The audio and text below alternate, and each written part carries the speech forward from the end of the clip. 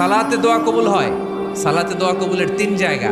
একটা হচ্ছে তাকবীরে তাহরিমার পরে আমরা সানা পড়ি না, আমরা তো একটা পড়ি, আল্লাহর হাবিব সুন্নাহ এবং নফল নামাজে আরো পড়তেন সানা, ওই দোয়া কবুল হয়। দুই নম্বর জায়গা সালাতে সেজদায় পড়ে দোয়া করলে কবুল হয়।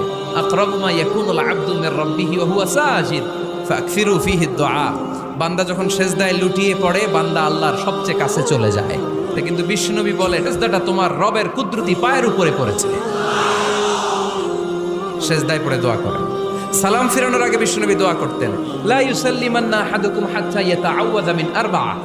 আল্লাহর হাবিব বললেন, চার জিনিস থেকে পানাহ না আছে আমার কোন উম্মত যেন সালাম না ফিরায়। তারা যেন পড়ে আল্লাহুম্মা ইন্নী আউযু বিকা মিন আযাবিল কবর, আউযু বিকা মিন আযাবি জাহান্নাম, আউযু বিকা মিন ফিতনাতিল মাহইয়া ওয়াল মামাত, আউযু বিকা মিন ফিতনাতিল মাসিহিদ দাজ্জাল।